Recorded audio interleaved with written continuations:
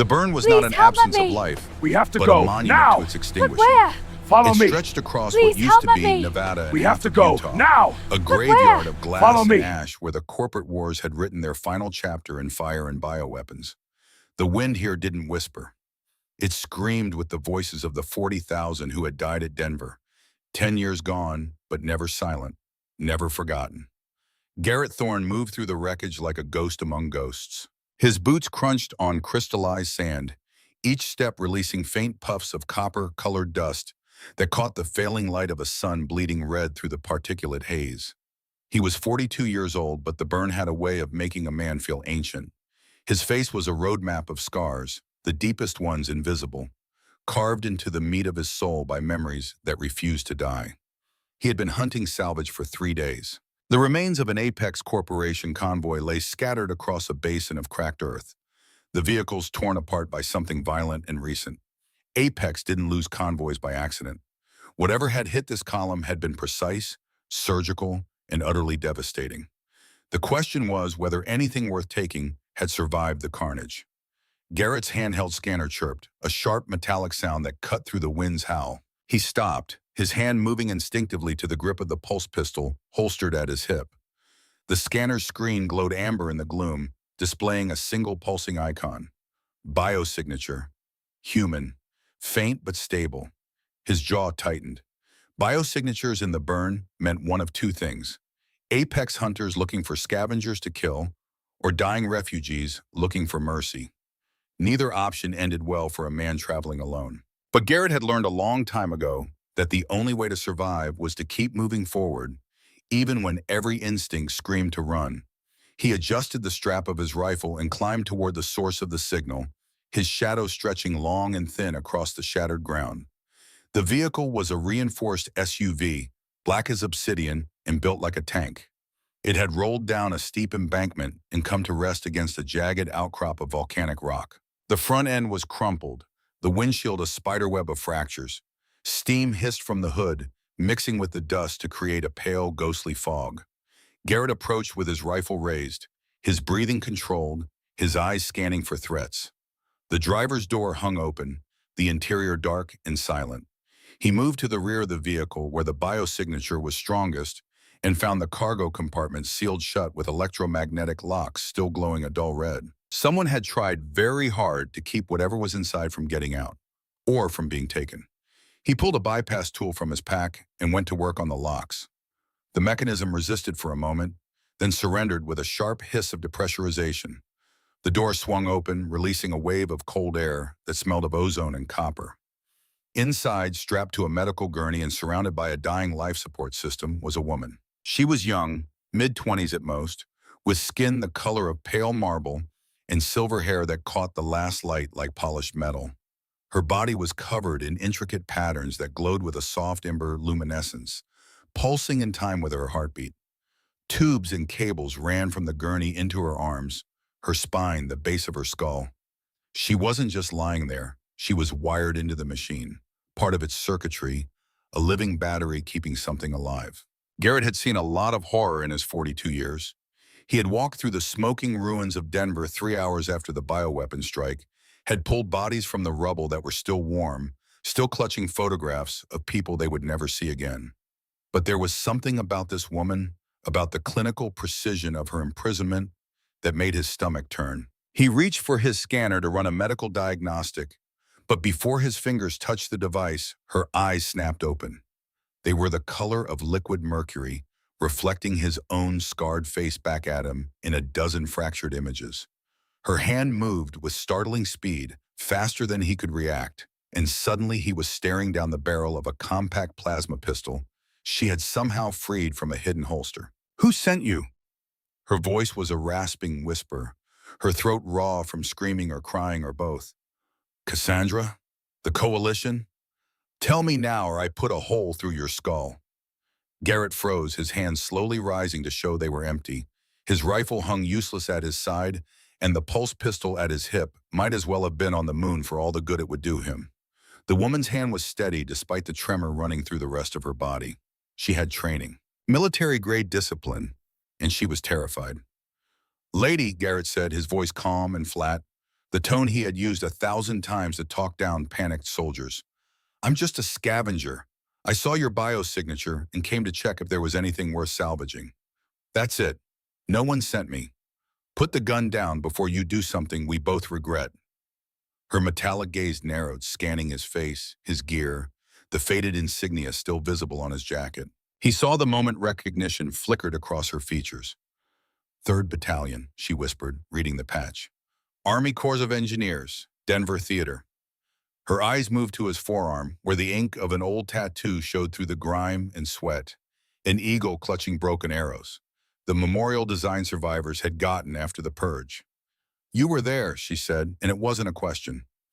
Garrett's hand moved slowly to his belt, where a shard of glass hung from a leather cord. It was 6 inches long, jagged and cruel, a fragment from the command center window he had shattered trying to escape the fire.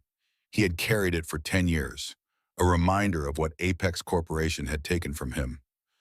I was there, he said quietly, and if you're Apex, then this conversation is about to get very short. The woman lowered the pistol an inch, though her finger remained on the trigger. I know who you are, Garrett Thorne. 3rd Engineering, Demolition Specialist. You pulled 16 people from the rubble before the secondary fire started. You stayed when everyone else ran. You earned that tattoo. Garrett's blood ran cold. How do you know my name? She let out a weak, bitter laugh that turned into a cough. Blood flecked her lips, dark red against the paleness of her skin. Because I memorized the names of everyone who survived Denver. All 372 of them. I owe them that much. She shifted. The motion sent a wave of pain across her face that she couldn't quite hide. My name is Aurora Vale. And if you want justice for Denver, if you want the 40,000 dead to mean something, you are going to help me. The name hit Garrett like a physical blow. Vale, the family that owned Apex Corporation, the monsters who had ordered the bioweapon strike that turned Denver into a crematorium. His hand tightened on the glass shard, the edges biting into his palm. You're one of them, he said, his voice dropping into something dark and cold. You're one of the butchers. Aurora Vale met his gaze without flinching. Yes, my father gave the order. I was 14 years old and I tried to stop him, and he had me dragged from the command center while 40,000 people burned alive. I've spent every day since then planning how to destroy everything he built. And now his daughter, my sister Cassandra, is hunting me because I carry the only thing that can end the corporate wars forever. She pulled herself upright despite the tubes still embedded in her flesh, despite the blood running down her arms, despite the obvious agony the movement caused. I have a weapon, Garrett Thorne, a code embedded in my genetic structure that can shut down every piece of Apex biotech in North America. Every weapon, every security system, every soldier enhanced with their technology. It's called the Genesis Protocol, and if I can get to the activation point in San Francisco, I can end this war in a single moment. Garrett stared at her, his mind racing. A weapon that could destroy Apex. A Vale who wanted to burn her own empire to ashes. It was insane. It was impossible. It was exactly the kind of lie someone like her would tell to survive. Why should I believe you, he asked. Why should I believe anything that comes out of a Vale's mouth? Aurora's reflective eyes held his, and for a moment, Garrett saw something in them that looked almost like hope. Because I'm not asking you to believe me. I'm asking you to use me. I'm a loaded gun pointing at the heart of Apex Corporation. All you have to do is help me aim and pull the trigger. After that, you can do whatever you want with me. Kill me.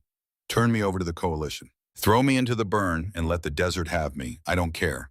But don't walk away from the chance to make Denver mean something.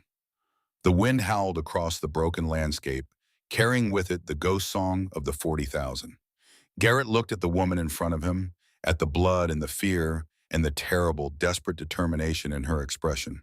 He thought about Riley, about Blake, about Harper Walsh, about all the faces that haunted his dreams. He thought about the decade he had spent scavenging through ruins, running from a past that followed him like a shadow. And he thought about the shard of glass in his hand, the reminder that everything could break in a single moment of fire. If you're lying to me, Garrett said, his voice quiet and deadly, I will finish what the desert started. Do we understand each other, Princess? Aurora Vale gave him a small, grim smile. Crystal clear, soldier. He reached into the gurney's medical bay and began disconnecting the tubes and cables with practiced efficiency. Aurora gasped as each connection severed, her body convulsing with pain, but she didn't cry out. She bit down on her lip until more blood ran, and she endured. When the last cable fell away, Garrett caught her as she collapsed forward. She was lighter than he expected, her body radiating a faint electric warmth that hummed against his skin. He carried her out of the wreckage and into the dying light of the burn, feeling the weight of her against his chest like a debt he hadn't asked to carry but couldn't put down. "Where are we going?" Aurora whispered against his shoulder.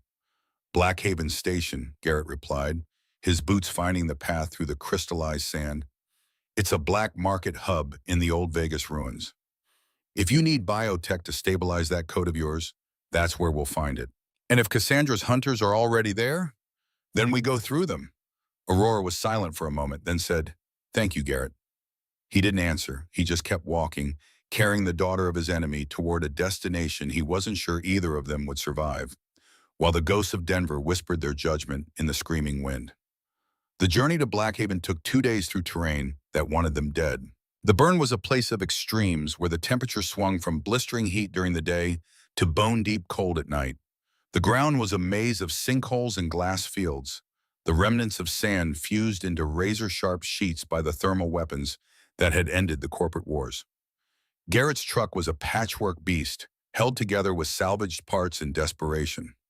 It groaned and rattled across the broken landscape, its engine coughing black smoke into the copper-colored sky. Aurora sat in the passenger seat, wrapped in a thermal blanket, her silver hair matted with dried blood and dust. She didn't complain. She didn't ask for rest or water more than what was necessary. She spent the hours studying the maps Garrett had spread across the dashboard, her reflective gaze tracking routes and calculating probabilities with the kind of focused intensity that reminded him of the tactical officers he had served under. "Tell me about the Genesis protocol," Garrett said on the second morning, his hands steady on the wheel as the truck navigated a field of shattered concrete. "How does it work?" Aurora was quiet for a moment, her fingers tracing the luminous tracery on her forearm. "My father created it as a fail-safe.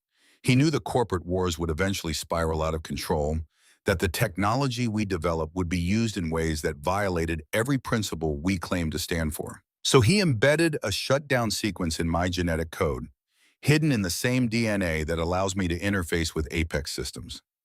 "A shutdown sequence," Garrett repeated. "You're telling me you're a walking kill switch?" "More than that." Aurora turned to look at him, and in the harsh morning light, he could see how young she really was, how much of her life had been stolen by the weight of what she carried. "The Genesis protocol isn't just a shutdown command, it's a witness. Every war crime committed using Apex technology, every illegal experiment, every massacre, every burned city, it's all recorded in the network. When the protocol activates, it doesn't just disable the weapons, it broadcasts the evidence. Every screen, every communication device, every data terminal in North America will show the world exactly what Apex has done." Garrett's grip tightened on the wheel. "Your father built you as evidence. He built me as penance." Aurora's voice was soft, almost lost beneath the rumble of the engine. He knew what he had done at Denver. He knew he could never undo it, so he created a way to ensure it could never happen again. And then Cassandra found out. "Your sister. My sister wants the protocol so she can delete the evidence and use the shutdown capability to consolidate power. She thinks if she can control who has access to biotech and who doesn't, she can rule what's left of the continent. She's been hunting me for 6 months, ever since I escaped her first extraction attempt." Garrett glanced at the scars on Aurora's back, visible through the torn fabric of her medical gown. Deep surgical incisions, precise and cruel. "She was cutting the code out of you." Piece by piece, Aurora's hand moved to her side, where the worst of the wounds still wept golden fluid. "But the protocol is designed to resist extraction. It's woven into my entire nervous system, my bone marrow, my brain chemistry. You can't remove it without killing me, and if I die before it's activated, the code dies with me. So why keep you alive at all?" Aurora's smile was bitter. "Because Cassandra thinks she can break me. She thinks if she causes me enough pain, I'll surrender the activation sequence voluntarily. She doesn't understand that some things are worth dying for." They drove in silence after that, the truck eating up the miles while the sun climbed higher in a sky the color of old bruises. Garrett found himself watching Aurora from the corner of his eye, studying the way she moved, the way she held herself despite the obvious pain. She had the bearing of someone trained for command, but there was something else there too, a kind of quiet sorrow that reminded him of the memorial walls at Denver, where the names of the dead were carved into black stone. "You said you tried to stop your father," Garrett said finally. "What happened?" Aurora was silent for so long he thought she wouldn't answer. Then she said, "I was 14. I had been training in strategic operations, learning how the company worked, preparing to eventually take a leadership role. I found out about the Denver operation 3 hours before it launched. My father called it a necessary pruning, a way to eliminate coalition resistance in the Western territories." Her voice was steady, controlled, but Garrett could hear the fracture lines running through it. "I went to the command center. I begged him to call it off. I showed him the population data, the civilian concentrations, the schools and hospitals that would be caught in the strike zone. He listened to everything I said, and then he told me I was too young to understand the cost of power. He had you removed. I fought. I screamed. I tried to physically stop the weapons officer from initiating the launch sequence. It took 3 security guards to drag me out of that room." Aurora's hands were shaking now, the bioluminescent markings on her skin pulsing faster, brighter. "I was locked in my quarters while 40,000 people burned. I listened to the reports come in over the intercom. The casualty numbers, the temperature readings, the timeline of the atmospheric ignition. 3 hours, Garrett. It took 3 hours for everyone to die." Garrett said nothing. What could he say? He had been there. He had pulled bodies from the rubble that were still warm.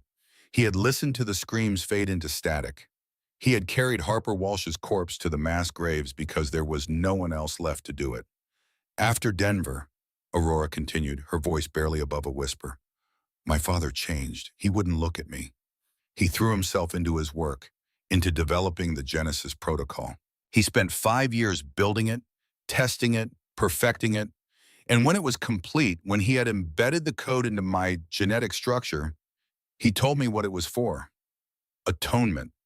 He called it a covenant, a promise that Denver would be the last atrocity, that when the time came, I would have the power to end everything he had built, to expose every crime, to shut down the machine permanently. And then, before he could tell anyone else what he had created, he died. Heart attack, the official report said. But I think he just couldn't carry it anymore. The weight of 40,000 souls. The truck crested a rise, and below them, spread across the ruins of what used to be the Las Vegas Strip, was Blackhaven Station. It looked like a tumor growing in the corpse of a city. Hundreds of makeshift structures clustered around the skeletal remains of casino towers, connected by a web of power lines and zip lines and suspension bridges that swayed in the toxic wind. Smoke rose from 1,000 fires, and even from a distance, Garrett could see the crowds moving through the narrow streets, the glint of weapons, the flash of neon signs advertising everything from illegal biotech to black market ammunition. "Welcome to the cesspool," Garrett muttered, guiding the truck down the slope toward the sprawling settlement. "Keep your head down, don't make eye contact, and for God's sake, don't let anyone see those patterns on your skin." Aurora pulled the thermal blanket tighter around herself, but her silvered stare was bright with something that might have been hope or might have been fear. "And if someone recognizes me anyway?" Garrett's hand moved to the pulse pistol at his hip. "Then we find out how many of Cassandra's hunters I can drop before they get lucky." They entered Blackhaven through the southern gate, a gap in the old highway barrier guarded by armed sentries who waved them through after a cursory scan and a 50-credit bribe. The streets beyond were a chaos of sound and smell and movement, a carnival of desperation where anything could be bought if you had the money and the stomach for it. Garrett navigated his truck through the press of bodies, following a mental map he had built over years of supply runs. The dealer he was looking for operated out of a converted vault beneath what used to be the Luxor Casino, an underground warren of black market biotech and salvaged military hardware. They parked in a fortified lot, and Garrett helped Aurora out of the truck, keeping his body between her and the crowds. She moved stiffly, her hand pressed against the wound on her side, but she didn't stumble. She walked like a soldier, her back straight, her head up, refusing to show weakness in a place where weakness was a death sentence.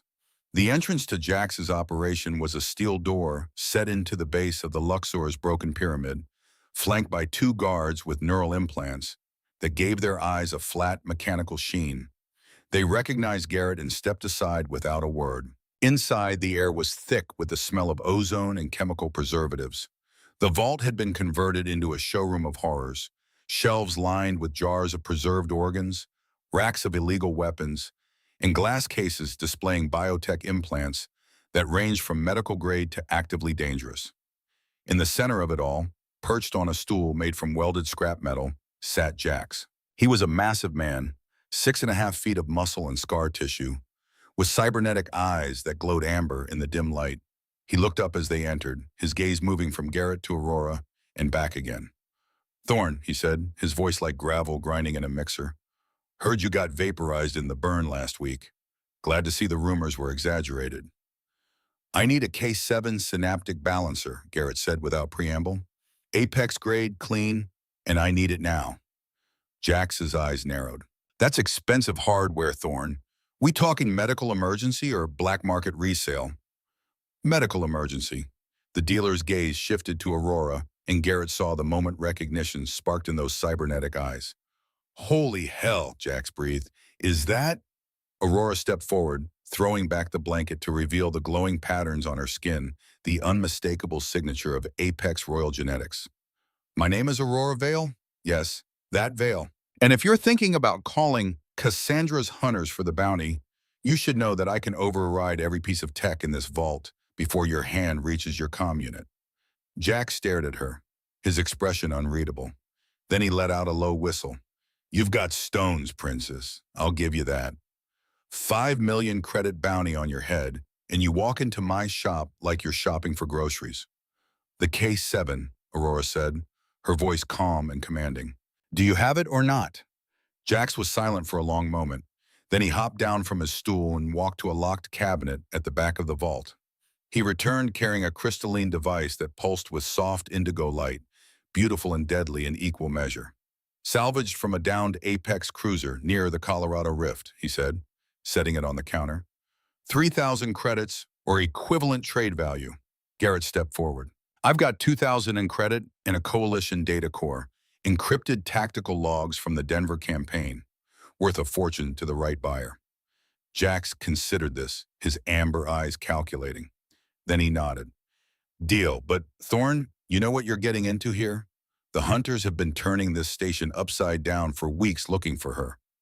You walk out of here with that balancer, they're gonna know something's up." Aurora reached out and took the K7, her fingers closing around the crystal. The moment she touched it, the indigo light flared into brilliant gold, resonating with the patterns on her skin. The reaction was instantaneous and unmistakable. Jax's eyes went wide. "By the Weaver's grace," he whispered. "You're the real deal. You're the celestial bloom." The nickname hung in the air like a curse. Garrett felt the temperature in the room drop, felt the weight of eyes turning toward them from the shadows. They had seconds, maybe less, before every opportunist and bounty hunter in Blackhaven converged on their position. "Run," Garrett said quietly. They burst from the vault at a sprint, Aurora clutching the balancer to her chest while Garrett cleared the path ahead with controlled aggression. Behind them, he could hear Jax shouting, could hear the sudden eruption of activity as word spread through the station's underground network like wildfire. They made it halfway to the parking lot before the hunters appeared. There were 6 of them, dressed in matte black tactical armor, their faces hidden behind helmets with glowing red visors. They moved with the precise coordination of military operators, weapons raised, forming a kill box that cut off every escape route. "Target acquired," one of them said, his voice amplified and distorted. "Aurora Vale, surrender the Genesis protocol and we'll make this quick." Aurora stopped running. Garrett felt his heart lurch as she turned to face the hunters, the K7 balancer still glowing gold in her hands.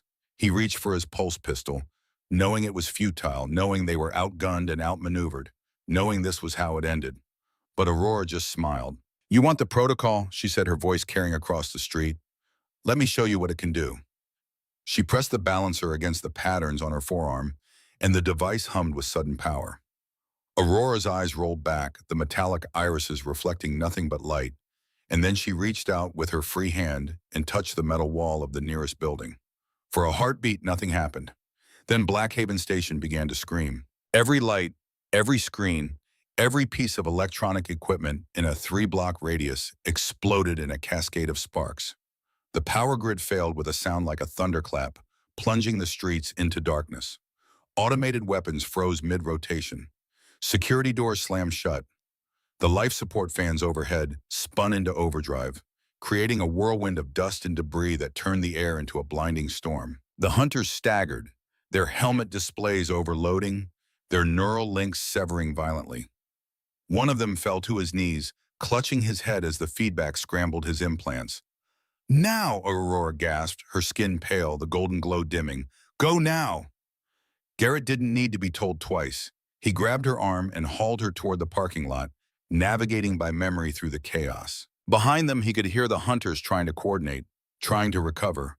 But the electromagnetic pulse had bought them precious seconds. They reached the truck, and Garrett threw Aurora into the passenger seat before gunning the engine.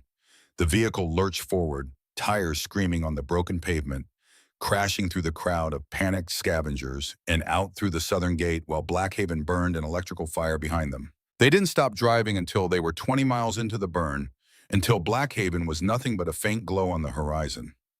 Only then did Garrett pull over, his hands shaking on the wheel, adrenaline draining out of him like water from a broken dam. Aurora slumped in her seat, the K7 balancer still clutched in her hands, her breathing shallow and rapid. The patterns on her skin had dimmed to a faint amber glow, and there was fresh blood seeping through the bandages Garrett had applied that morning. "That was calculated," Garrett said, his voice hoarse. "You planned that whole thing." Aurora's laugh was weak, but genuine. "I've been planning contingencies since the day Cassandra locked me in that extraction chair. Every scenario, every possibility, every sacrifice. That EMP was option 7, overwhelming force. You could have killed everyone in that blast radius. But I didn't." Aurora turned to look at him, her mercury-bright gaze steady despite the exhaustion written across her face. "I disabled their weapons, their security systems, their hunter protocols.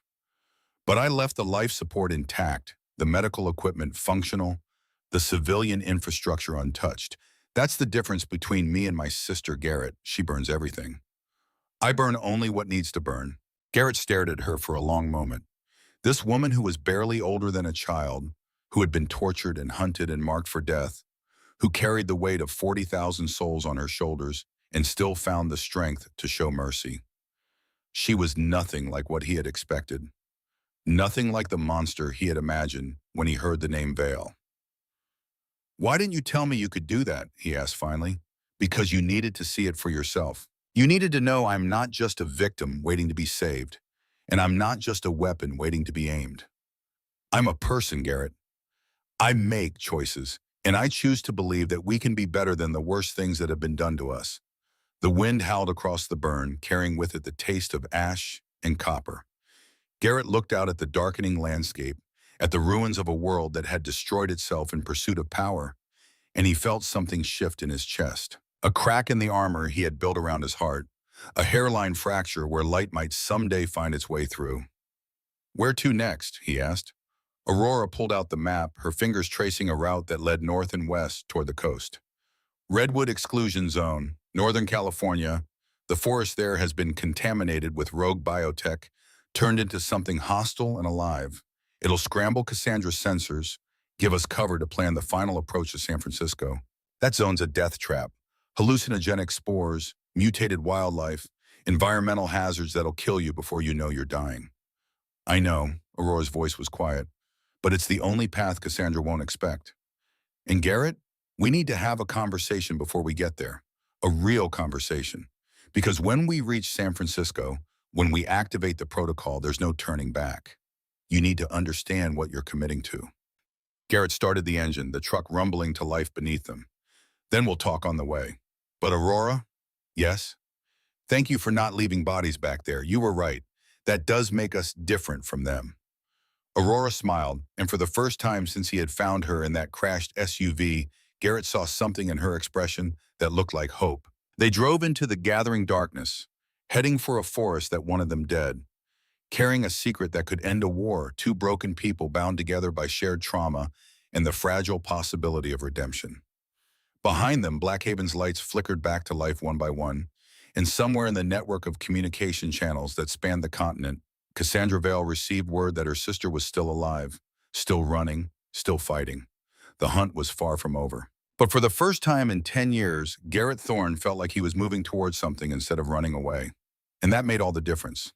The Redwood Exclusion Zone rose before them like a wall of green nightmare.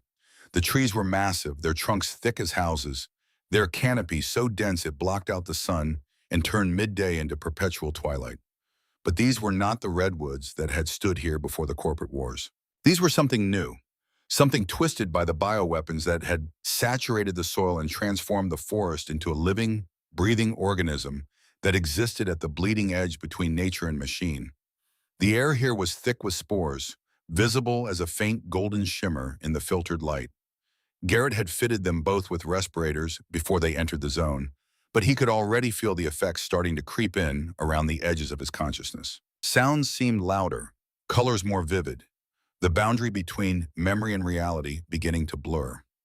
Aurora sat beside him in the truck, her breathing steady through the respirator, her reflective stare tracking the movement of the trees as they drove deeper into the zone.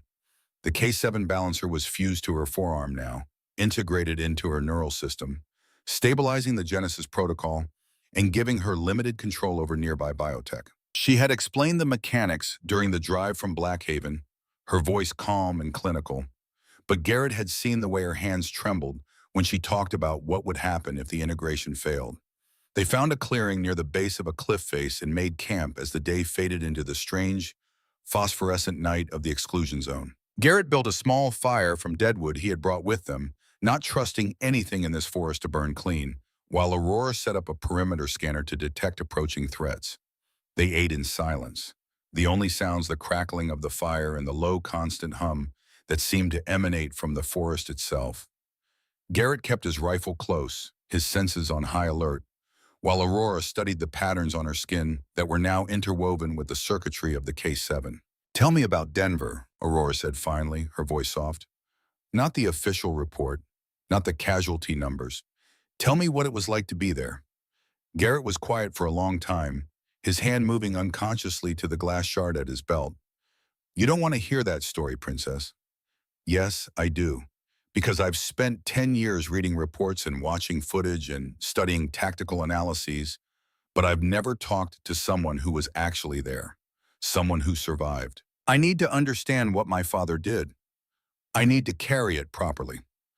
Garrett looked at her across the fire, at this young woman who had made herself responsible for sins she didn't commit, and he saw something he recognized. The same burden he had carried, the same weight that turned survival into a kind of slow death. "We knew the strike was coming," he said, his voice rough. "We'd had intel about Apex moving weapons into position, but the Coalition Command didn't believe they'd actually use bioweapons on a civilian population center. We thought it was just a show of force, a way to intimidate the resistance without actually pulling the trigger." He paused, staring into the flames. "I was in the engineering compound on the south side of the city when the alert came through. We had maybe 3 minutes warning. 3 minutes to understand that everything we knew was about to end." "What did you do?" "I ran toward it instead of away, grabbed my gear, grabbed whoever was closest, and headed for the residential sectors. Thought maybe I could get some people out, open up the shelters, override the security locks. Riley was with me. Harper Walsh. Blake. We made it to the first shelter just as the bioweapon hit." Garrett's hands were shaking now, the memories flooding back with hallucinogenic clarity. "It wasn't like a bomb, it was like watching the air itself catch fire. The atmosphere just ignited, blue-white flames spreading across the sky in waves. The temperature inside the shelter went from 70 degrees to 200 in less than 5 minutes. We tried to seal the vents, but the fire found its way in through cracks in the foundation, gaps in the doorframe, anywhere there was air to breathe. I watched 16 people burn to death in that shelter while I stood there with a fire extinguisher that might as well have been a water pistol. Riley held the door shut even though his hands were cooking inside his gloves. Harper used her body to shield 3 children who died anyway. Blake just sat down against the wall and started reciting names of everyone he knew, like if he could remember them all, they wouldn't really be gone. Aurora was crying now, silent tears running down her face, but she didn't look away. When it was finally over, Garrett continued, when the fires burned themselves out and the temperature dropped enough that you could breathe without scorching your lungs, I walked out into a city of ash. 40,000 people reduced to shadows on walls and piles of unidentifiable remains. I spent 3 days pulling bodies from the rubble. 3 days finding pieces of people I knew, people I'd shared meals with, people who'd had families and dreams and futures. He pulled the glass shard from his belt, holding it up so the firelight caught the jagged edges. This was from the command center window. I took it when I left Denver for the last time. Thought maybe if I carried a piece of the destruction with me, I'd never forget what it cost. Never let myself get soft or weak or stupid enough to trust the people who claimed they were trying to help. Garrett looked at Aurora, really looked at her, and saw his own pain reflected in her silvered eyes. Your father did that. He gave the order that killed my friends, that destroyed my city, that turned me into this broken thing that's been scavenging through ruins for 10 years. So you tell me, Princess, how am I supposed to help you when every time I look at you, all I see is 40,000 ghosts? The forest around them seemed to pulse with the question, the spores thickening in the air, and Garrett felt his grip on reality starting to slip. He could see them now, the ghosts. Riley standing at the edge of the clearing, his hands charred and smoking. Harper with her uniform burned away, her skin blackened and cracking. Blake sitting against a tree, still reciting names in a whisper that never stopped. Aurora rose to her feet, and the movement pulled Garrett's attention back to her. She reached out and touched the patterns on her forearm, and the K7 balancer pulsed with golden light. The air above the fire shimmered, and suddenly Garrett was seeing something else. Something pulled from Aurora's own memories and projected into the space between them. A command center. Sleek and modern, filled with screens showing tactical data and target coordinates. A young girl, 14 years old, with silver hair and frightened metallic eyes, standing in front of a man who looked like her, but older, colder, carved from stone and ice. Father, please. The girl's voice echoed through the memory. Those are civilians. Children, you can't. You're too young to understand the cost of power, Aurora. The man's voice was calm, almost gentle. The coalition has embedded itself in Denver's population centers. We cannot root them out without collateral damage. This is war. This is what war requires. This is murder! Young Aurora grabbed the weapons officer's arm, trying to physically prevent him from executing the launch sequence. Stop! I'm ordering you to stop! 3 security guards converged on her, pulling her away while she screamed and fought and pleaded. The last image before the guards dragged her from the room was the weapons officer pressing the activation key, and then the screens erupting with feeds of blue-white fire spreading across the city. The memory faded and Garrett was back in the clearing, his face wet with tears he didn't remember shedding. Aurora stood before him, her own face twisted with grief and guilt, in a decade of carrying weight she was never meant to bear. I couldn't stop him, she whispered. I tried, I fought. I did everything I could, and it wasn't enough. They locked me in my quarters and made me listen to the reports, made me hear the casualty numbers climb, made me understand what it meant to fail completely. She sank to her knees in front of Garrett, her hands extended, palms up in a gesture of surrender. So kill me if you need to.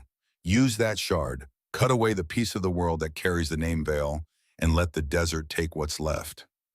I won't fight you. I won't run. Because you're right, Garrett. I am responsible.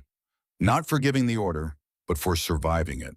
For carrying the code that could have prevented it if only I'd been stronger, smarter, faster.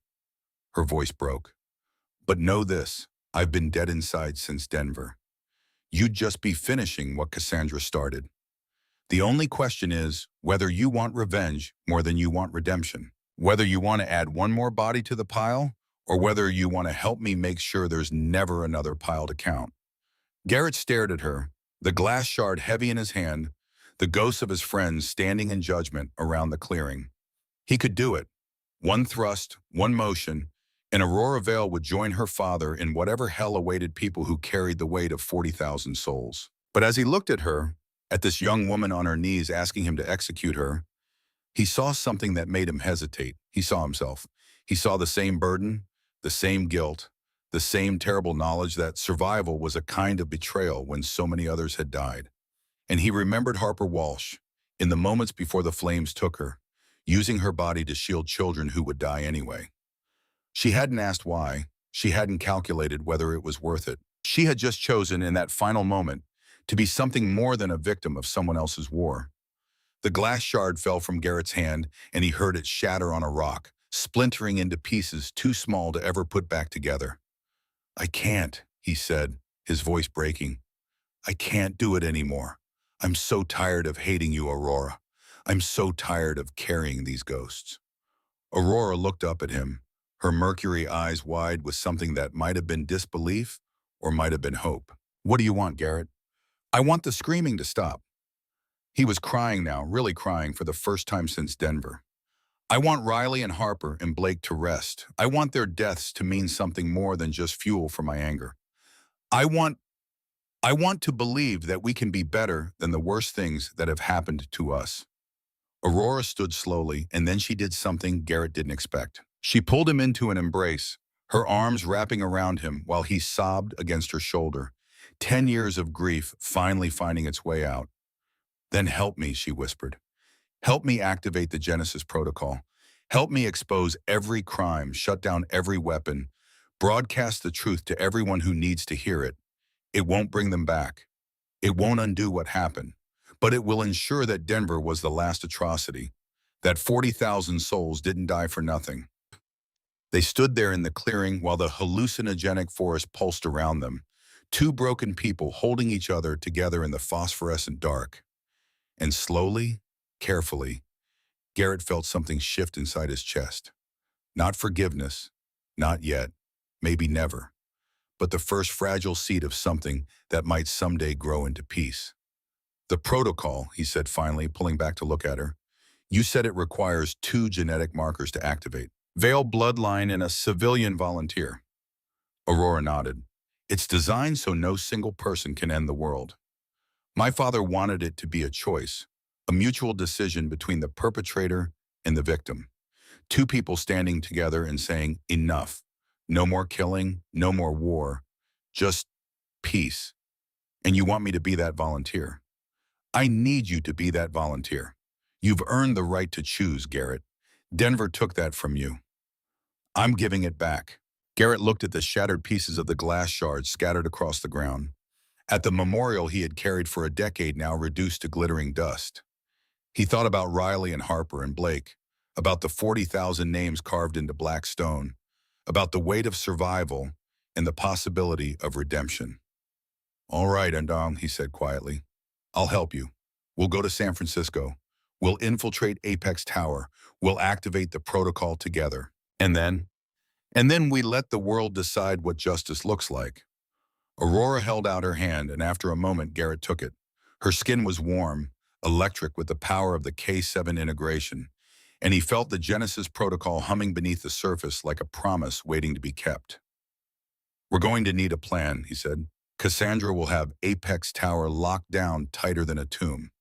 We can't just walk through the front door." Aurora's smile was fierce and bright in the darkness. "Who said anything about the front door? I know that building better than anyone alive. I know the security protocols, the guard rotations, the blind spots in the sensor grid.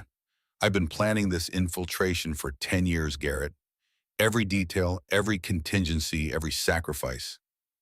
Even me, especially you. I needed someone who remembered why we fight, someone who wouldn't let me become her, someone who could look at me and see both the monster I could be and the person I'm trying to become."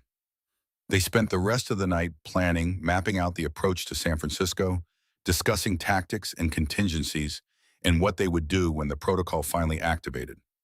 Aurora sketched diagrams in the dirt, outlining a plan that was equal parts brilliant and insane, a gambit that required perfect timing and absolute trust. As dawn broke over the exclusion zone, painting the phosphorescent trees in shades of copper and gold, Garrett and Aurora prepared to leave. They packed up their camp, checked their equipment, and took one last look at the clearing where 2 broken people had found a way to become something more than the sum of their scars. "San Francisco," Aurora said, looking west toward the coast. Apex Tower, the Genesis Protocol, the end of the corporate wars. Garrett slung his rifle across his back and felt the absence of the glass shard at his belt, a lightness he hadn't known in years. And if we fail? Aurora's reflective kidneys caught the light like mirrors, reflecting the dawn. Then we fail together. But we try, Garrett. We try to be better than the fires that made us. We try to give 40,000 ghosts a reason to rest. They climbed into the truck and Garrett started the engine. As they pulled out of the clearing and onto the overgrown road that would take them out of the exclusion zone and toward the coast, he felt something he hadn't experienced since before Denver. Not quite hope, not yet, but the possibility of it. A hairline crack in the armor where light might someday find its way through. Behind them, the redwood exclusion zone pulsed with bioluminescent life, and ahead of them, San Francisco waited like a promise and a threat. San Francisco rose from the coastal fog like a crown of broken glass and surviving ambition. The city had weathered the corporate wars better than most, its geographic isolation and apex corporations' heavy presence keeping the worst of the fighting at bay. But the scars were still visible if you knew where to look. Neighborhoods reduced to rubble and hastily rebuilt, memorials on every corner, the kind of tension in the air that came from living under occupation disguised as protection. Apex Tower dominated the waterfront, a needle of white biotech material and crystalline observation decks that pierced the sky like a talon. It was 50 stories of corporate power made manifest, surrounded by security checkpoints, automated weapon platforms, and enough surveillance technology to track every pigeon in a 5-mile radius. The building itself was alive in ways that made Garrett's skin crawl, its walls embedded with neural networks that could detect threats and respond with lethal force faster than any human security team. They had spent the last day studying the tower from a safe house in the ruins of Oakland, across the bay. Aurora had acquired the location through contacts Garrett didn't ask about, and he had learned not to question her methods. The woman had spent 6 months on the run from the most powerful corporation in North America. She knew how to disappear. Now they sat in the shadows of the abandoned building, watching the tower through long-range optics, while Aurora finalized the plan she had been building for 10 years. "The penitence signal," she said, her voice steady despite the weight of what she was proposing. "It's a surrender protocol built into Apex security. If a royal family member is captured or compromised, they can broadcast their return and request safe passage. Cassandra will have to accept it. She can't risk the political fallout of refusing her own sister." Garrett lowered the optics and turned to look at her. "You're going to walk through the front door and tell her you surrender. Not just surrender. I'm going to tell her I've realized the futility of resistance, that I want to come home, to take my place in the company, to use the Genesis protocol the way she intended." Aurora's mercury eyes were calm, calculating. "And I'm going to bring her a gift. Me. You'll play the role of my prisoner, the Denver survivor I've broken and bent to my will. Cassandra will love that. She's always admired displays of dominance." Aurora pulled up a holographic display showing the tower's internal layout. "She'll bring us to the echo chamber, her throne room on the 48th floor. It's where she conducts interrogations, where she likes to feel powerful." And once we're inside, Aurora's finger traced a path through the hologram. "The Genesis core is on the 50th floor, 2 levels above the echo chamber. It's the mainframe that controls all Apex biotech networks. That's where we need to be to activate the protocol with full broadcast capability." Garrett studied the route. 2 floors didn't sound like much until you factored in the security between them. "How do we get from 48 to 50 without getting killed?" "We don't." Aurora's smile was grim. "At least not both of us. Not at first."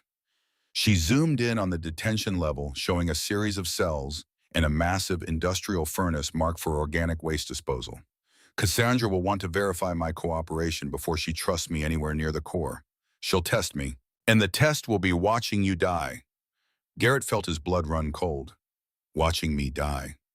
She'll order me to execute you myself, or she'll have her hunters do it. Either way, you'll end up in the detention system, probably headed for the furnace." Aurora met his eyes, and he saw the fear there, the terrible gamble she was proposing. "But you won't actually be dead. I'll use the orchid toxin." "The what?" Aurora reached into her pack and pulled out a small vial filled with pale blue liquid. Orchid toxin. It's a neurotoxin derived from genetically modified orchids. Slows the heart to near flatline, induces a coma state that mimics death, lasts approximately 15 minutes before the body metabolizes it and normal function resumes. You want to fake my death with poison. I want to smuggle you past security as a corpse. The detention system has blind spots, Garrett. The furnace is automated, minimal human oversight. If I time the toxin correctly, you'll wake up in the disposal area with a clear path to the service tunnels. From there, you can reach the Genesis core. Garrett stared at her, trying to process the insane complexity of what she was proposing. And how exactly do I get the toxin? You're not going to have access to your gear in the echo chamber. Aurora's expression shifted, and for the first time, Garrett saw genuine vulnerability there. I'll deliver it the only way Cassandra won't suspect. I'll kiss you. The silence that followed was heavy with implications. The toxin is contact-based, Aurora continued, her voice carefully neutral. I can coat my lips with it, deliver a precise dose through direct contact. To anyone watching, it'll look like I'm saying goodbye to my weakness. By the time you collapse, Cassandra will assume it's emotional stress or injury from your capture. And if the dose is wrong, if I wake up too early or too late, then we both die. Aurora's honesty was brutal. I've calculated the timing based on your body weight and metabolic rate. 15 minutes from collapse to revival. The furnace cycle is 18 minutes. You'll have a 3-minute window. Garrett let out a harsh laugh. A 3-minute window between waking up and being incinerated. That's your plan. That's the best plan. The only plan that gets us both inside the tower and positioned where we need to be. Aurora reached out and took his hand, her skin warm despite the coldness of what she was describing. I know what I'm asking, Garrett. I'm asking you to trust me with your life, to put yourself in a situation where you're completely helpless and hoping I've done the math right. If you can't do that, tell me now. We'll find another way. Garrett thought about the clearing in the redwoods, about the moment he had dropped the glass shard and chosen redemption over revenge. He thought about Riley and Harper and Blake, about the 40,000 names that deserved more than just another cycle of violence. What happens after I wake up? He asked. Assuming I do. Aurora pulled up the hologram again, showing the path from the furnace to the Genesis core. The service tunnels run through the building's bioinfrastructure. They're designed for maintenance bots, not human traffic, so security is minimal. You'll need to climb 3 levels through some tight spaces, but you've done demo work. You know confined environments. And you? I'll stay with Cassandra, play the dutiful sister until I can get access to the core. She'll want me there eventually. She'll want to watch the final extraction, to see the Genesis protocol transferred to her control. Aurora's jaw tightened. That's when I'll signal you. We'll activate the protocol together, just like my father designed it. 2 genetic signatures. Veil blood and civilian consent. What's the signal? Aurora touched the K7 balancer fused to her arm. I'll trigger a localized EM pulse, small enough not to alert security, big enough for you to detect if you're in the core's vicinity. When you feel it, you move to the primary console and wait for me. Garrett studied the plan from every angle he could think of, looking for the flaws, the points of failure, the places where everything would collapse. There were dozens: the timing on the toxin, the furnace cycle, the climb through the service tunnels, Cassandra's unpredictability, the security systems. Any one of 100 things could go wrong and kill them both. But he also saw the brilliance of it, the way Aurora had turned her sister's arrogance into a weapon, the way she had accounted for Cassandra's need to dominate, to see her enemies broken before finishing them, the way she had planned for contingencies within contingencies, building redundancy into a plan that should have been impossible. When do we go? He asked. Aurora checked her chronometer. Tonight. Cassandra's security protocols rotate at midnight. We'll have a 4-hour window where the guard change creates coverage gaps. If we're going to do this, we do it now, before she moves her hunters into position or changes the tower's security profile. Then we should rest. You'll need to be sharp for this. They spent the afternoon in silence, each lost in their own preparations. Garrett checked his gear, made sure his weapons were loaded, even though he knew they'd be taken when Aurora's capture became official. He was going into this unarmed, defenseless, trusting a woman he'd met less than a week ago to save his life with carefully calculated poison. It was insane. It was suicide. It was the most important thing he had ever done. As evening fell across the bay, Aurora came to him carrying the vial of orchid toxin. I need to apply this now. It takes an hour to bond with the skin properly. She sat down across from him and carefully opened the vial. The liquid inside was pale blue and seemed to shimmer with an inner light. She dipped her finger into it and began applying it to her lips with the precision of someone painting a masterpiece. "This is really happening," Garrett said quietly. "Yes." Aurora didn't look up from her work. "In 3 hours, we'll either have ended the corporate wars or we'll both be dead. There's no middle ground here, Garrett. No retreat, no backup plan. We're burning the ships behind us." "Are you scared?" Aurora paused, her fingers still touching her lips. "Terrified. I've been planning this for so long that I never really let myself think about what it would feel like when the moment actually came. Now it's here, and I'm more frightened than I've ever been." "Good," Garrett said. "Fear keeps you sharp. Fear keeps you alive." Aurora finished applying the toxin and sealed the vial. "Garrett, if this goes wrong, if we don't make it through this, I want you to know that meeting you changed everything.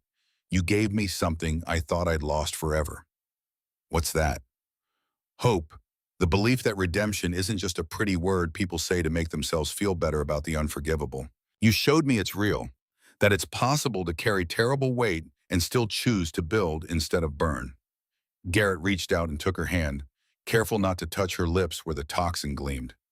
"Then let's make sure we both survive to see what we've built." They left Oakland as the sun set, crossing the bay in a salvaged boat that Aurora had hidden weeks ago in preparation for this moment. The water was dark and cold, and the fog rolled in thick enough to hide their approach. By the time they reached the San Francisco docks, night had fallen completely, and the city glowed with the artificial light of Apex Control. Aurora piloted them to a commercial pier and tied off the boat. She had changed into formal clothing, the kind of executive attire that screamed Apex royalty. Her silver hair was pulled back in a severe style that made her look older, harder, more like the princess Cassandra would expect to see. Garrett wore the clothes of a prisoner, simple gray coveralls, hands bound with plastic cuffs that Aurora had loosened just enough that he could break free if needed. They had staged signs of struggle, bruises on his face, a cut above his eyebrow. He looked like a man who had been beaten and broken, exactly the image Aurora needed to project. "Remember," Aurora said as they walked toward the tower's main entrance, "you're my prisoner. You hate me. You're here because I've demonstrated that the Genesis Protocol gives me power over you, and Cassandra needs to see that power to believe I've come over to her side. And when she asked me to speak, tell her the truth. Tell her you hate me. Tell her you'd kill me if you could. Make her believe that I've turned you into a weapon she can use." Aurora's voice was steady, but Garrett could see the tension in her shoulders. "Just don't tell her about the toxin." They reached the checkpoint, where automated scanners swept over them while armed guards watched from behind reinforced positions. Garrett felt the technology probing his body, cataloging his biometrics, searching for concealed weapons or threats. The scanners found nothing. Aurora had made sure of that. A security officer stepped forward, his face professionally neutral. "State your business." Aurora pulled herself to her full height, and in that moment, Garrett saw the princess she had been trained to be. "I am Aurora Vale. I invoke the penitence signal. I wish to speak with my sister." The officer's neutral expression cracked, revealing shock and a hint of fear. He touched his comm unit, speaking in rapid, hushed tones. 30 seconds later, he stepped back and gestured for them to enter. "CEO Vale will see you in the echo chamber. You and your companion are to proceed directly to the 48th floor. Do not deviate from the designated route." They walked through corridors of sterile white biotech material, past security checkpoints that opened automatically at Aurora's approach, into elevators that carried them upward with stomach-dropping speed. Garrett kept his head down, playing the role of defeated prisoner, but his mind was cataloging every detail. Escape routes, security positions, the layout they'd need if everything went wrong. The elevator doors opened onto the 48th floor, and Garrett's first impression was of cold, absolute power made manifest in architecture. The echo chamber was a circular room with walls of black stone that absorbed sound, creating a silence so profound it felt oppressive. The ceiling was a dome showing the night sky, stars visible through the transparent material. In the center of the room, seated on a throne constructed from white biotech and crystalline circuitry, was Cassandra Vale. She looked like Aurora might look in 8 years if all the warmth and compassion were burned away and replaced with ice and calculation. Same silver hair, same basic features, but where Aurora's eyes held mercy and hope, Cassandra's were flat and predatory. She wore a dress that seemed to be part of her body, black material woven with neural interfaces that pulsed with red light. Aurora. Cassandra's voice was cultured, controlled, carrying just a hint of amusement. My wayward little sister. How delightfully unexpected. Aurora bowed, a gesture that must have cost her everything. Cassandra, I've come home. Have you? Cassandra rose from her throne, moving with liquid grace. Or have you come to play some desperate gambit that you think will save you from the consequences of your rebellion? I've come to surrender the Genesis Protocol, to accept my place in the family, to stop running from what I am. Aurora's voice didn't waver. I've realized that Father was wrong. The protocol isn't meant to destroy Apex. It's meant to perfect it, to give us total control. Cassandra circled them, her gaze moving from Aurora to Garrett and back again. And this broken soldier you've brought as an offering? Garrett Thorne, 3rd Engineering Battalion, Denver survivor. Aurora's voice took on an edge of cruelty that made Garrett's skin crawl even though he knew it was an act. He has something I need, his genetic signature, his civilian marker. I've been using him to test the protocol's activation sequences. Garrett let genuine hatred show on his face. It wasn't hard. Looking at Cassandra, seeing the casual cruelty in her expression, the way she looked at him like he was an insect to be studied, brought back every moment of rage he'd ever felt about Denver. You're one of them, he said, his voice rough with controlled fury. You're the butchers who burned my city. Cassandra smiled, and it was the most terrifying expression Garrett had ever seen. Oh, I like this one, Aurora. He has spirit. Breaking him must have been so satisfying. It was necessary, Aurora replied. I need him compliant for the final activation. Once we have the protocol fully transferred to your control, he'll be disposed of. Cassandra reached out and grabbed Garrett's chin, forcing him to meet her gaze. Tell me, soldier, if you could kill my sister right now, would you? Garrett didn't hesitate. In a heartbeat, Cassandra laughed, a sound like breaking glass. Excellent. Aurora, you've done well. This is exactly the kind of resourcefulness I'd hoped you'd develop. Perhaps there's hope for you yet. She released Garrett and turned back to Aurora. But I'm not a fool, little sister. Before I accept your surrender, before I grant you access to anything important, I need proof that you've truly changed, that you understand the cost of power. Aurora's expression didn't change, but Garrett saw the tension in her hands. What proof do you require? Cassandra gestured to the guards stationed around the chamber. Kill him. Right now. Prove that you're willing to sacrifice your last connection to Father's misguided conscience. Show me that you've chosen family over sentimentality. The moment hung in the air like a blade. This was the test Aurora had predicted, the demonstration Cassandra would demand. But hearing it spoken aloud, seeing the expectation in Cassandra's eyes, made it real in a way that planning hadn't prepared them for. I need to say goodbye first, Aurora said quietly, to the girl I used to be, the one who thought she could save everyone. Cassandra waved a hand dismissively. By all means, make it theatrical. I do enjoy a good performance. Aurora walked to Garrett, her movements slow and deliberate. Up close, he could see the fear in her eyes, the calculation, the terrible hope that her math was correct. She leaned in, her lips close to his ear, and whispered so quietly only he could hear. 15 minutes. Trust me. Then she kissed him. The toxin hit Garrett's system like ice water in his veins. He felt his heart rate drop, his breathing become shallow, his vision starting to tunnel. Aurora's lips were soft against his, and for a fraction of a second before the paralysis took him completely, he felt her trembling. Then everything went dark. Garrett's awareness returned slowly, climbing up from a black well of nothing.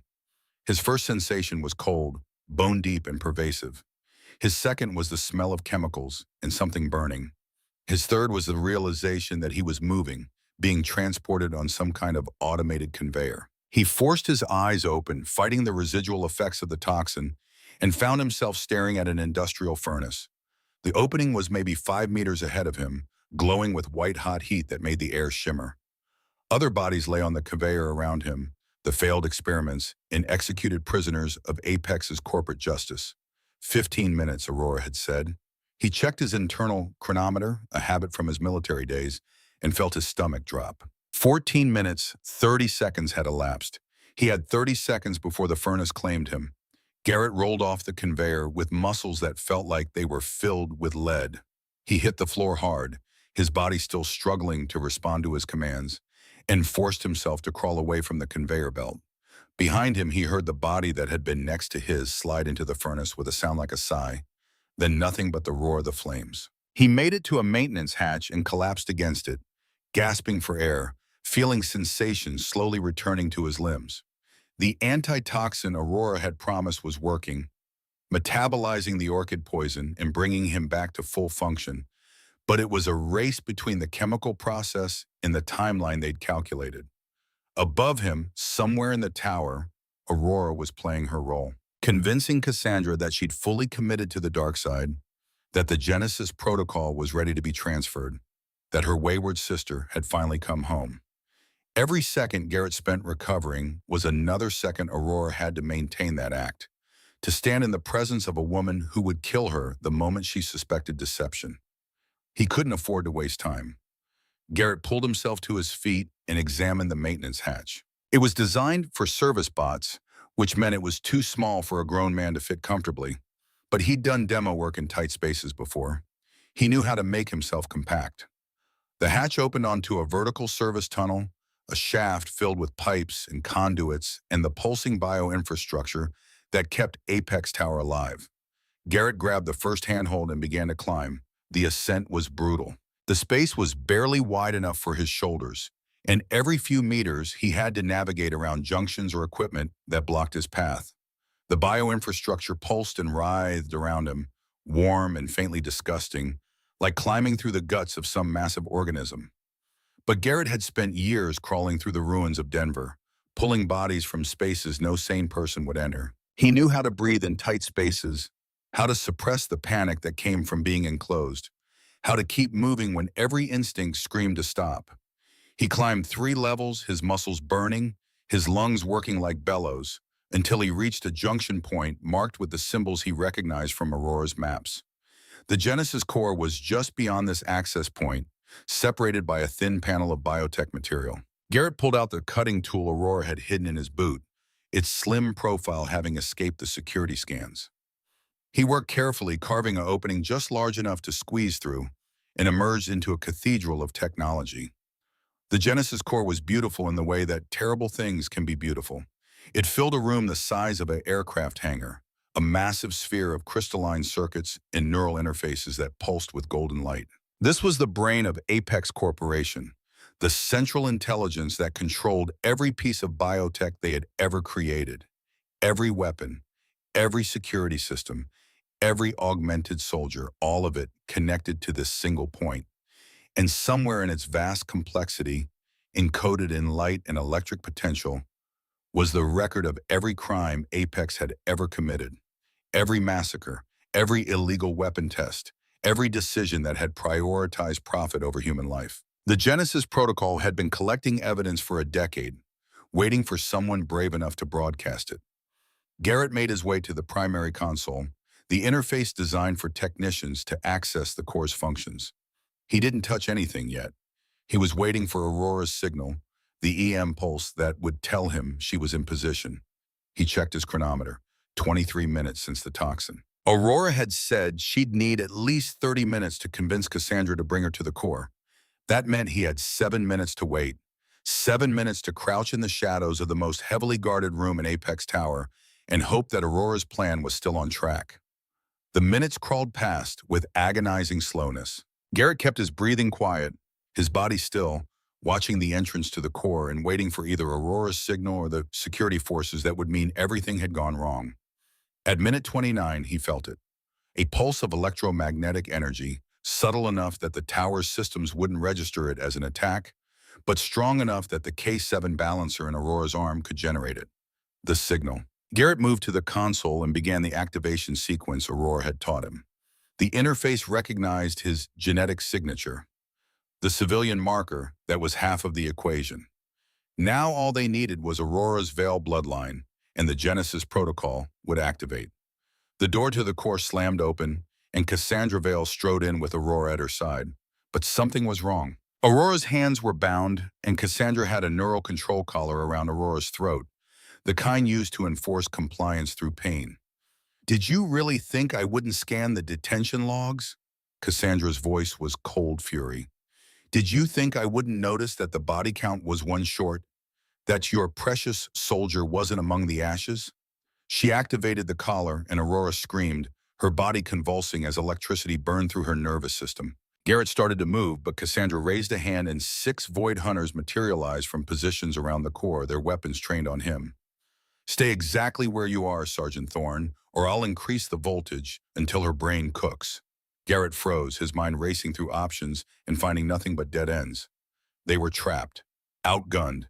Cassandra had won.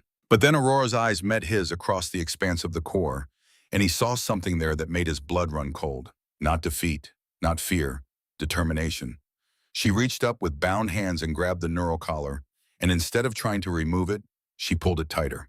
The Genesis protocol patterns on her skin flared with blinding golden light as she channeled the collar's electricity into the K7 balancer, using the pain as a power source. "Cassandra," Aurora said, her voice distorted by the voltage burning through her, but still audible, still defiant. "You wanted to see the protocol activate? Let me show you what it really does." She slammed her hands down on the nearest interface panel, and the entire core erupted in golden light. The Genesis protocol, sensing both the Veil genetic marker and Garrett's civilian signature in proximity to the activation console, began its final sequence. But it wasn't the smooth, controlled activation Aurora had planned. It was violent, forced, powered by electricity that was meant to torture her, being redirected into the most important moment of her life. The core screamed, alarms blaring, as 10 years of evidence began uploading to every communication network in North America. Screens throughout the tower flickered to life, showing footage of Denver burning, of illegal bioweapon tests, of Cassandra personally ordering the execution of dissidents, of Marcus Vale's face as he gave the command that killed 40,000 people. Every crime, every decision, every moment that Apex Corporation had tried to hide, broadcast simultaneously to millions of viewers. Cassandra lunged for Aurora, a living blade extending from her arm, but Garrett was faster. He grabbed a piece of the core's infrastructure and swung it like a club, catching Cassandra in the side and sending her sprawling. The Void Hunters opened fire, but Aurora had already triggered the core's defensive protocols, and barriers of hardened biotech rose to protect them. "The upload is only at 40%, Aurora shouted over the chaos, still channeling electricity through her body, still forcing the protocol to broadcast faster than it was designed to. "We need 2 more minutes." Cassandra rose to her feet, her perfect features twisted with rage. "You don't have 2 minutes, little sister. You have seconds before this entire floor is flooded with security." She activated something on her wrist, and Garrett felt the temperature in the room begin to rise. She was triggering the tower's self-destruct, planning to bring the entire structure down rather than let the Genesis protocol complete its broadcast. "Garrett," Aurora's voice was desperate. "The manual override, panel 17. Garrett ran, dodging weapons fire from the hunters, sliding under barriers, until he reached the panel Aurora had indicated. He slapped his hand on the interface and the core recognized his genetic signature again, this time granting him emergency access. "Override command," he said, his voice cutting through the chaos. "Shut down tower self-destruct. Authorization. Civilian testimony. Denver Purge survivor." The core processed his command, and for a moment nothing happened. Then the temperature stopped rising. The alarms changed tone. The core had accepted his authority, had recognized that the Genesis protocol gave him power equal to Cassandra's. Cassandra screamed in fury and charged at Aurora, but Garrett was there first. He caught her wrist, twisted the living blade away, and drove his knee into her stomach. She folded, and he followed up with an elbow to the back of her head that sent her crashing to the floor. Upload complete, the core announced in a synthesized voice. Genesis protocol fully broadcast, all Apex military biotech entering shutdown sequence. Weapons systems disabled. Security protocols suspended. Evidence transmission ongoing. Cassandra tried to rise, but her augmented systems were failing. The biotech enhancements that had made her superhuman now going dormant as the protocol stripped them away. She collapsed, reduced to just a woman who had made terrible choices and would now face the consequences. Aurora released the neural collar and fell to her knees, smoke rising from her skin where the electricity had burned her. Garrett caught her before she could hit the ground, and she looked up at him with eyes that were still that impossible mercury color, but somehow seemed more human than they ever had. "We did it," she whispered. "The 40,000, we gave them justice." "We did," Garrett agreed. "Bye-bye. But we need to go. Coalition forces will be here any minute, and we need to control the narrative." He helped Aurora to her feet, and together they walked toward the core's exit. Behind them, Cassandra was being restrained by her own void hunters, whose loyalty had evaporated the moment their augmentations failed. The mighty CEO of Apex Corporation, reduced to a prisoner in her own tower. They made it to the main elevator before Coalition soldiers stormed the building. The officer in charge was young, clean-cut, wearing the insignia of the Federal Intervention Force. His name tag read Brennan. "Aurora Vale?" Captain Brennan asked, his weapon half raised, uncertain whether he was dealing with a criminal or a hero. "Yes," Aurora said, straightening despite her injuries. "I am Aurora Vale. I have just activated the Genesis protocol and broadcast evidence of war crimes committed by Apex Corporation. I invoke my rights under the Witness Protection Act and request immediate transport to Washington, D.C. for tribunal testimony." Brennan's eyes widened.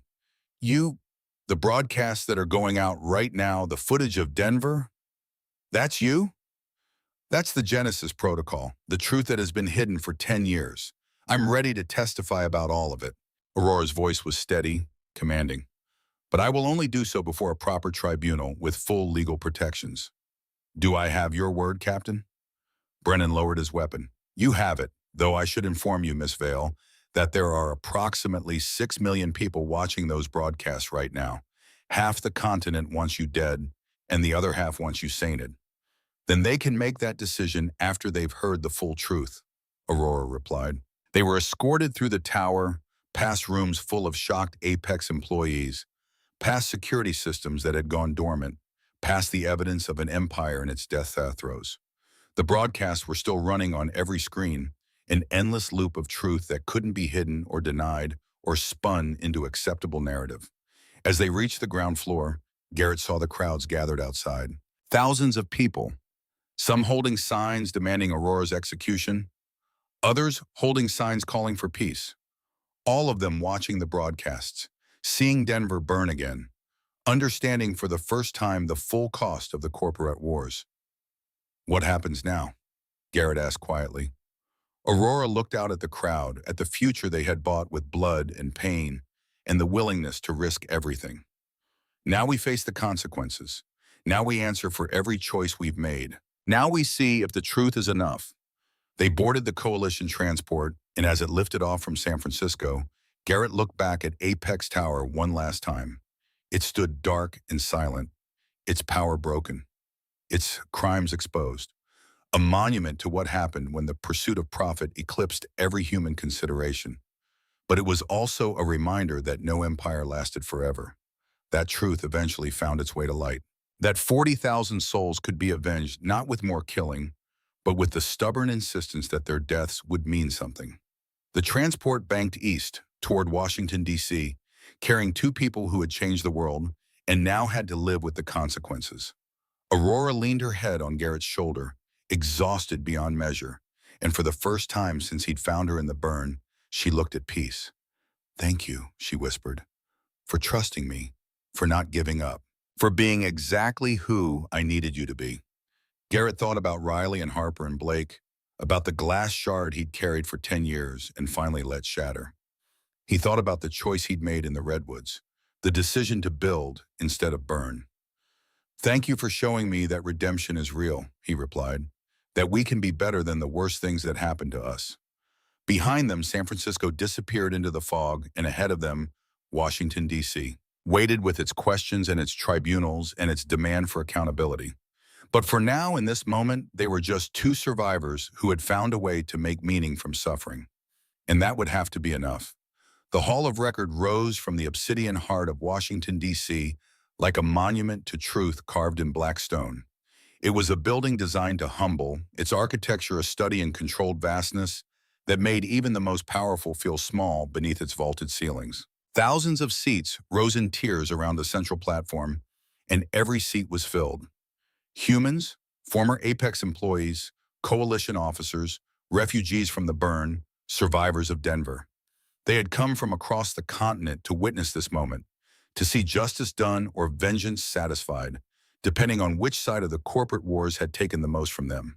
Aurora Vale stood in the holding chamber beneath the main floor, listening to the murmur of the crowd above like the sound of distant thunder. 3 days had passed since San Francisco. 3 days of medical treatment for the electrical burns she'd sustained, channeling the neural color's power into the Genesis protocol. 3 days of coalition interrogators asking the same questions in different ways, trying to understand the impossible things she had accomplished. 3 days of watching the broadcast loop endlessly on every screen in North America. Denver burning, Cassandra ordering executions, Marcus Vale's moment of terrible decision. The evidence she had carried in her blood for 10 years, now public property, now the foundation of a reckoning that would reshape the continent. She wore the same flight gear Garrett had given her in the Redwoods, dark and practical, stained with the evidence of everything they had survived together. Captain Royce Brennan had offered her formal robes, the kind of ceremonial dress befitting a tribunal of this magnitude, but she had refused. She would face judgment as what she was, a soldier, a survivor, a woman who had earned every scar she carried. Garrett stood beside her, his hand resting on the grip of his pulse pistol, even though they had both been scanned and cleared of weapons a dozen times. It was instinct, muscle memory from too many years in combat zones, and Aurora found it oddly comforting. He hadn't left her side since they had been taken aboard the coalition transport, hadn't wavered even when intelligence officers had spent 48 hours trying to understand why a Denver survivor had helped a Vale instead of killing her.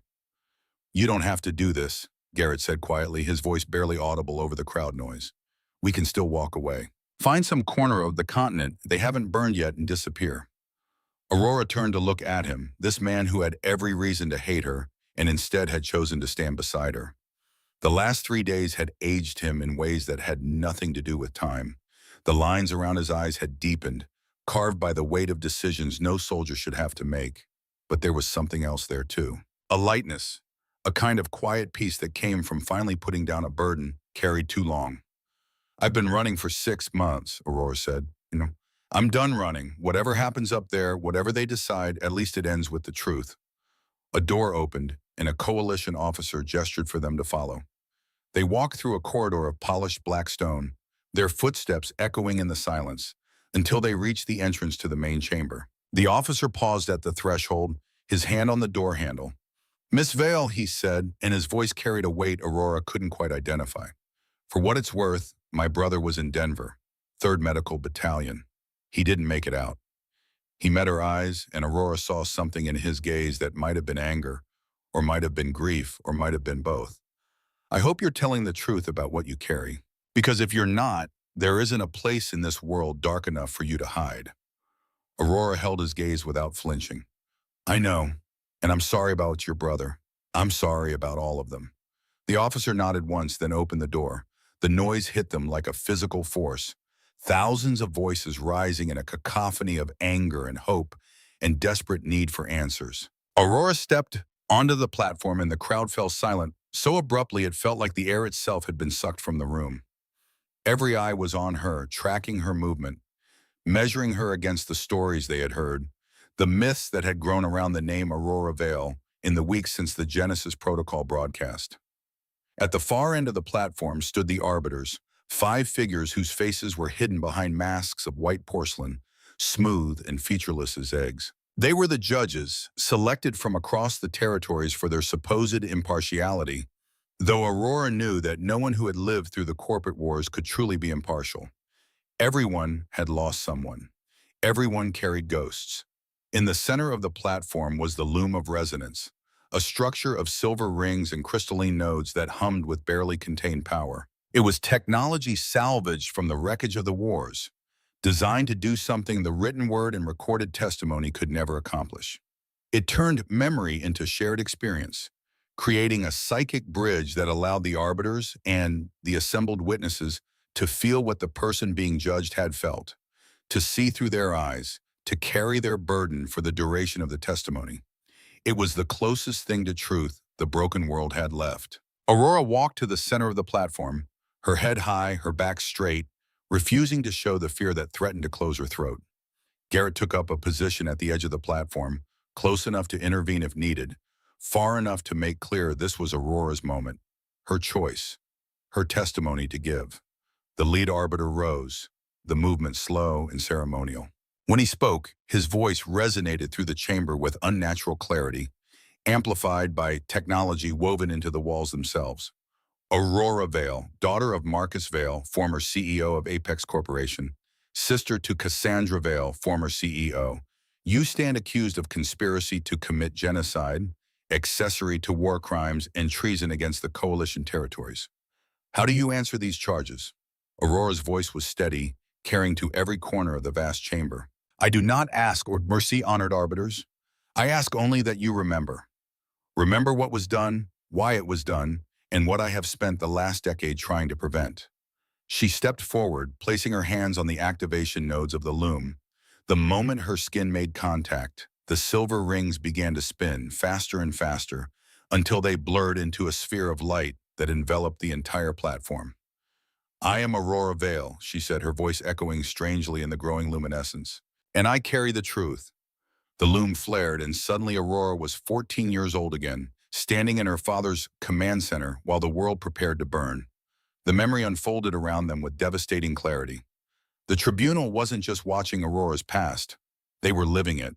They were inside her skin, 14 years old, feeling her heart hammer against her ribs as she stared at the tactical displays showing Denver's population centers highlighted in red. They felt her disbelief, her horror, her desperate scrambling to find words that would make her father understand what he was about to do. Father, please! Young Aurora's voice cracked with urgency.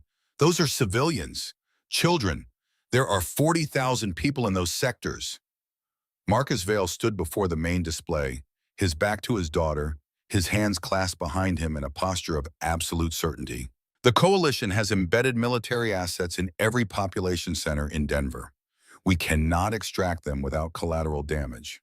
This is war, Aurora. This is what war requires.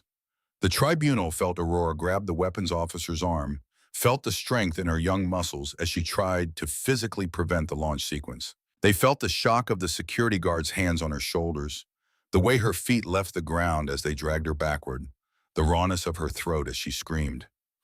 And then they felt something worse, the helplessness of being locked in her quarters, the enforced passivity of listening to the reports come in over the intercom.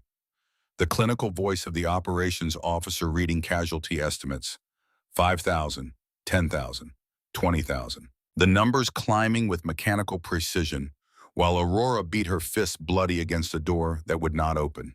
40,000 dead in 3 hours. But the memory didn't stop there.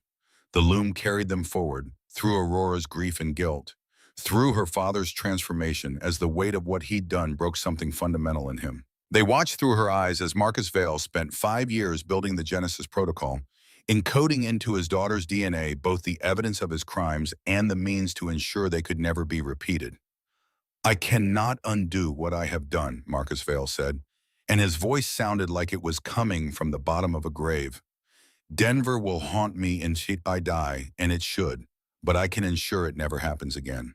The tribunal felt Aurora's terror as she underwent the genetic modification, the invasive procedures that wove the protocol into her very being. They felt her isolation as she grew up, carrying a secret that could destroy everything her family had built.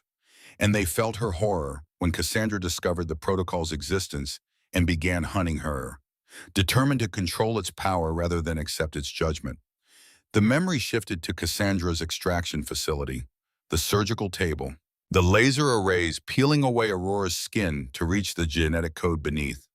The tribunal felt every incision, every moment of agony, every calculation Aurora made about how much she could endure before she had to escape.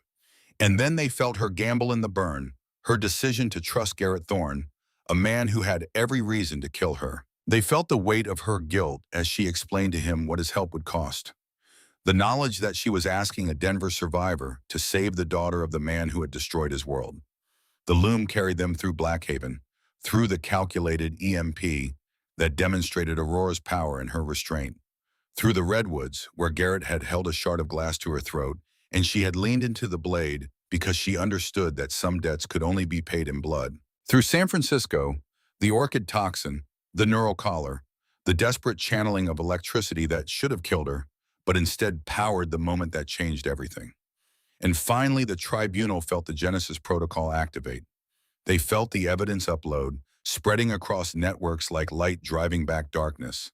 They felt Aurora's exhaustion, her relief, her terrible hope that the truth would be enough. The loom's light began to fade, the rings slowing, and Aurora stood once more on the platform in the Hall of Record. But she was not done. She raised her hand, and the patterns on her skin, now scarred from the electrical burns, still pulsed with faint golden light. I activated the Genesis protocol knowing it would expose my father's crimes, she said, her voice carrying absolute certainty. Knowing it would destroy my family's legacy. Knowing it would make me a target for every person who lost someone at Denver, or any of the other atrocities Apex committed. I did it anyway because the 40,000 deserved more than my silence. They deserved the truth. She turned to face the assembled crowd, her mercury bright gaze sweeping across thousands of faces, each one carrying its own story of loss and survival. I am Aurora Vale. I am the daughter of the man who ordered Denver burned. I carry his blood in my veins and his guilt in my heart. But I am also the woman who spent 10 years building the weapon that would destroy everything he created. I am the key that unlocked the truth. And now I ask you, what do you want from me? The silence that followed was absolute, broken only by the soft hum of the loom powering down.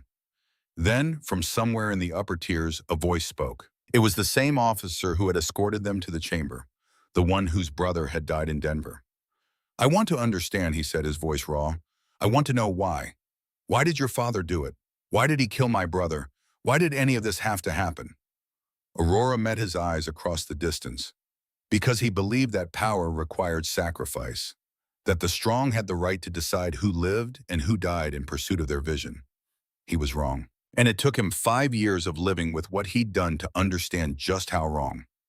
Another voice, this one from a woman in coalition uniform. What happens to Cassandra? She gave orders that killed thousands. Does she just walk away because you exposed her? Cassandra is in federal custody, Aurora replied. She will face trial for every crime the Genesis protocol documented. Unlike me, she had no moment of conscience, no attempt to stop the killing. She will answer for that. And you? A third voice, an older man with burn scars visible on his neck. What do you think should happen to you? Aurora took a breath, feeling the weight of the question, the thousands of eyes watching her. I think I should spend the rest of my life working to prevent another Denver.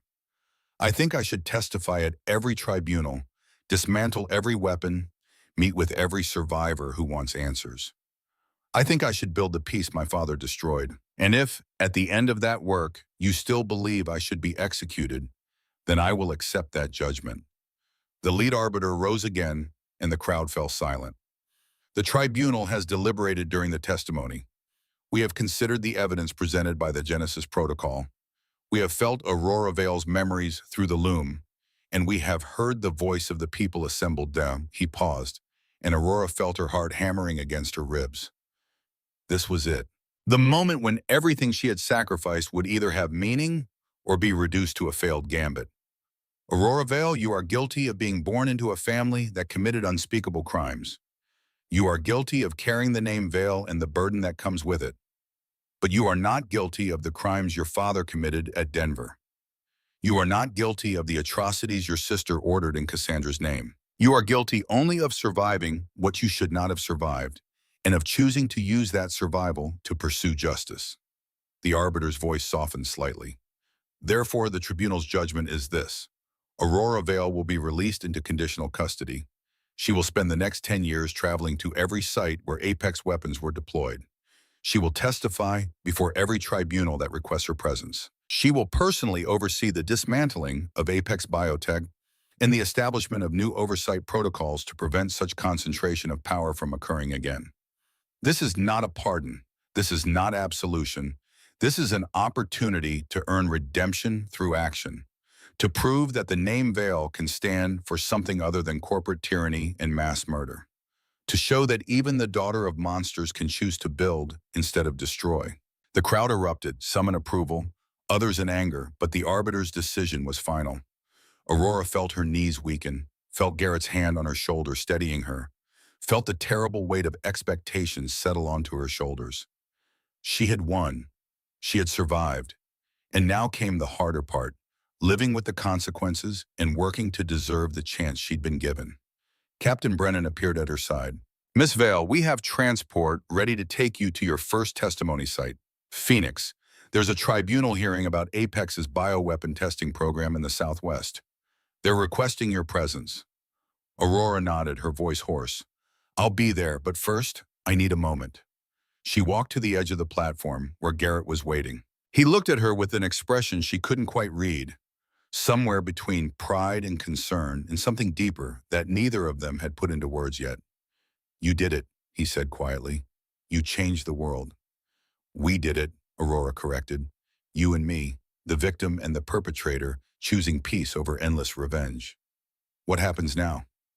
Aurora looked out at the crowd, at the future spreading before her like an unmapped territory. "Now we work. Phoenix, then Saddle, then Atlanta. 10 years of testimony and dismantling and trying to prove that redemption is possible. Will you come with me?" Garrett was quiet for a moment, then said, "Someone needs to watch your back. Make sure you don't get yourself killed trying to save the world. And besides," he paused, a small smile touching his lips, "I'm not very good at the peaceful retirement thing. Turns out I need a purpose. Helping you might just be it." Aurora felt something warm bloom in her chest, something that felt dangerously like hope. "Then let's get started. We have 40,000 souls counting on us to make their deaths mean something." They walked together from the Hall of Record, past crowds that shouted both support and condemnation, past reporters trying to capture their images, past the machinery of a world trying to process what had just happened. The Genesis Protocol broadcast had changed everything, exposing truths that could never be hidden again, forcing a reckoning that would reshape the continent. But the real work wasn't in the grand gestures or the dramatic moments. It was in the daily choice to keep moving forward, to keep building, to keep believing that peace was possible, even when every historical precedent suggested otherwise. 6 months later, Aurora stood in front of the Denver Memorial, a wall of polished black stone that stretched for 2 city blocks and rose 3 stories high. Every surface was covered with names, 40,000 individual markers carved deep enough that you could trace them with your fingers.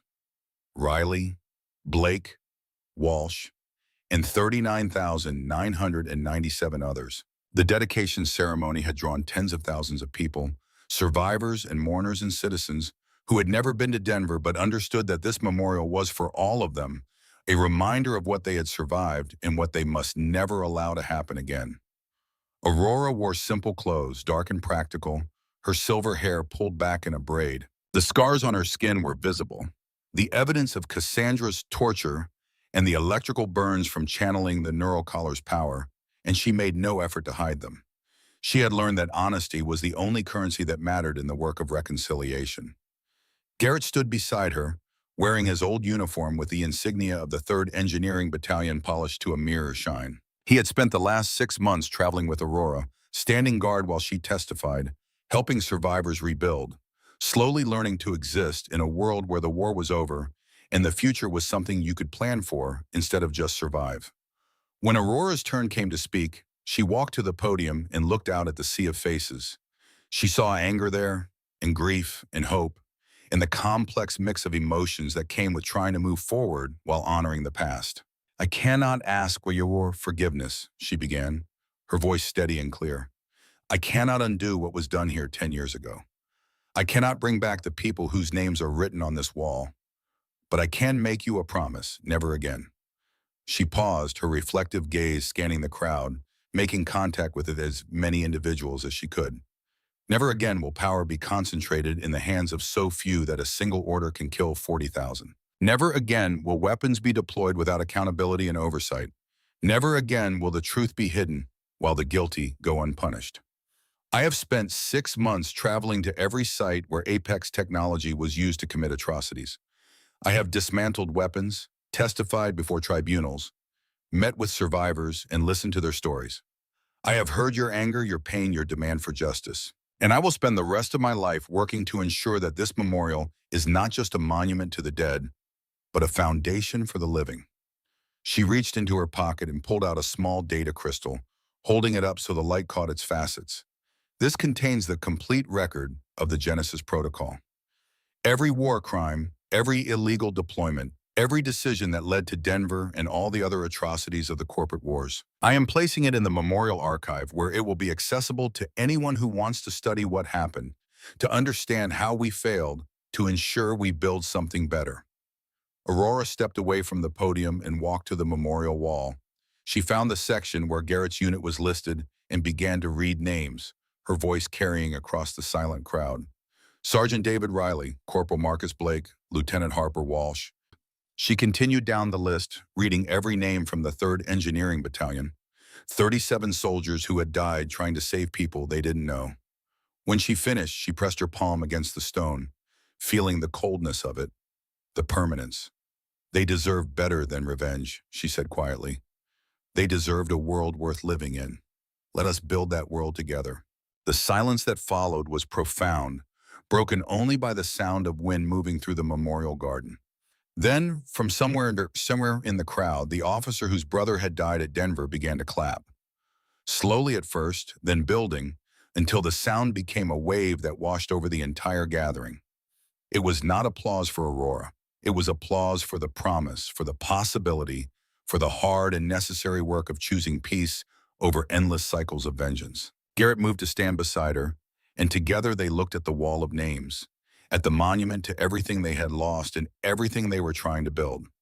Aurora reached out and took his hand, and they stood there as the sun set over Denver, two broken people who had somehow found a way to become whole by helping each other carry an impossible weight. "Thank you," Aurora whispered, "for everything." Garrett squeezed her hand, his eyes fixed on Harper Walsh's name carved in stone. "Thank you for giving me a reason to stop running." They walked through the memorial garden as the crowd dispersed, past the fountain where children played despite their parents' solemn faces, past the sculptures representing different aspects of the Denver Purge, past the education center where students would come to learn about the corporate wars and understand the cost of unchecked power. At the exit, they paused. The city stretched before them, rebuilt and resilient, a testament to the human capacity for both destruction and renewal. Aurora thought about the work still ahead, the testimonies yet to give, the weapons yet to dismantle, the survivors yet to meet. It was overwhelming, impossible, the kind of task that would take a lifetime and still not be enough. But it was worth doing. Every hand shaken, every weapon dismantled, every truth told was one more brick in the foundation of something better. "Where to next?" Garrett asked. Aurora pulled out a data pad showing their schedule. Phoenix, then Seattle, then Atlanta, then Houston. She paused, looking at the endless list of locations, each one representing another site of atrocity, another group of survivors demanding answers. "Then we keep going, one city at a time, one truth at a time, until there's nothing left to dismantle and everyone who needs to be heard has been heard." Garrett smiled, and it reached his eyes for the first time since she'd known him. "Sounds like a plan." They walked toward their vehicle, and as they did, Aurora let her mind settle on the truth she had discovered over these past 6 months. The understanding that had replaced her guilt with something more productive. "They call me the princess who ended the war. But I didn't end it. I just stopped the killing." Peace is so much harder than war. It requires waking up every day and choosing not to hate, choosing to build instead of burn, choosing to extend your hand to someone who has every right to kill you and hoping they choose mercy instead. I spent 10 years carrying the weight of 40,000 souls, not as my victims, but as my responsibility. And every school I help build, every weapon I dismantle, Every hand I shake of someone whose family died because of my father's orders. That's one more brick in the foundation of their memorial. I cannot bring them back. Nothing I do will ever be enough to balance the scales, but I can make sure their deaths meant something. I can make sure the next generation doesn't have to choose between revenge and redemption because there won't be a choice to make. There will only be peace. Hard peace. Earned peace. Fragile peace that requires constant maintenance and unwavering commitment. And I will guard it with my life for as long as I have breath, because that is the only way to honor the dead and serve the living. Garrett opened the vehicle door for her, and Aurora climbed in, feeling the familiar weight of the K7 balancer integrated into her arm, the Genesis protocol now dormant but still present, a reminder of what she had sacrificed and what she had accomplished. They had a long drive ahead of them, across territories still scarred by war, past cities still rebuilding, through a continent slowly learning to exist without the constant background radiation of violence. But they were moving forward, not running away, not hiding from the past, but walking deliberately into a future they were building with their own hands. As Garrett started the engine and they pulled away from the memorial, Aurora looked back one last time at the wall of names catching the last light of the setting sun.